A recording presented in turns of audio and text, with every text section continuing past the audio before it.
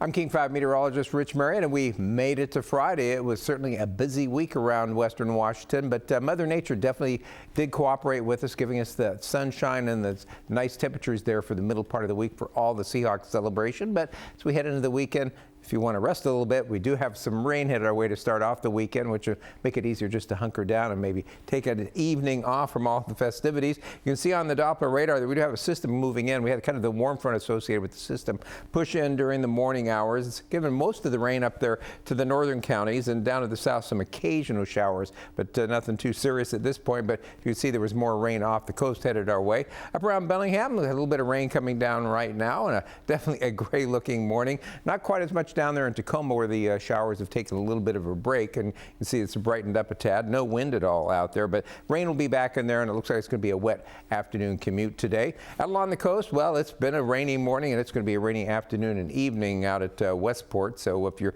headed out to the coast for the weekend, you'll need your rain gear, well, at least into probably midday tomorrow, but things are going to dry out for later on Valentine's Day and on into Sunday. So still a little bit of sunshine on tap after we start off the weekend with rain. Temperatures this morning have been a little bit warmer than recently, thanks to all the cloud cover overnight, running mostly in the low to mid 40s.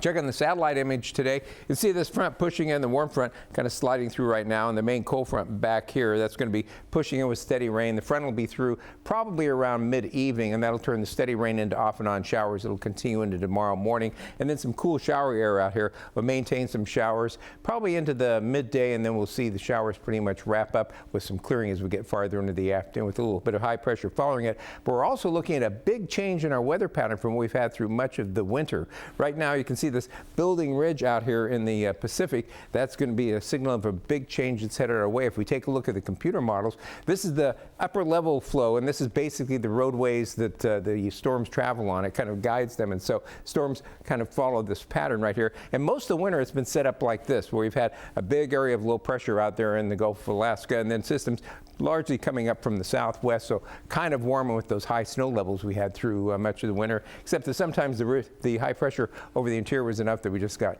no precipitation whatsoever. But this is changing this week. We put this into motion on through the week, and you see that ridge continues to build, turns into a really large ridge that's going to be sitting out there for a while, it looks like. And you can see the flow is started to change too. Systems coming over the top of it now, starting to come down more from the north. Still carving across most of the Pacific there, so slowly beginning to cool down. And then as we head towards the end of the week and that high gets even stronger, we're going to see those systems track down the British Columbia coast, bringing in cooler, not Arctic air.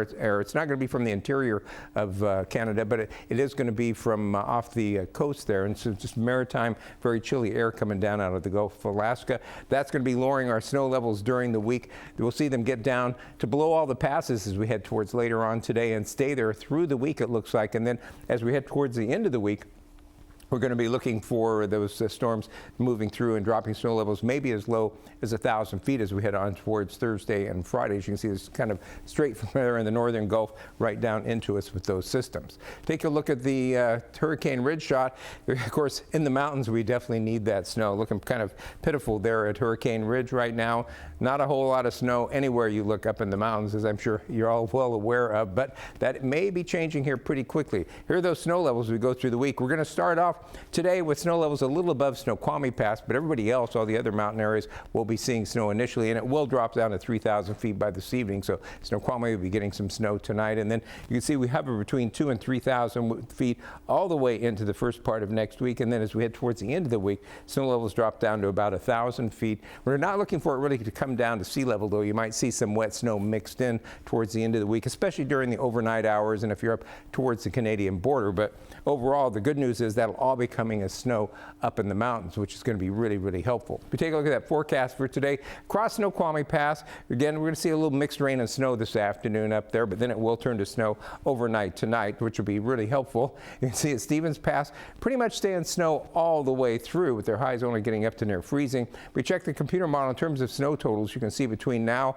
and tomorrow morning, pretty good turnout there. I think it's a little overdone for Mount Baker. I think they're going to, as usual, they are an outlier, but they might get around around maybe 6-8 inches, but most other spots should get about 2 to 5 inches of new snow reported tomorrow morning for their ski reports.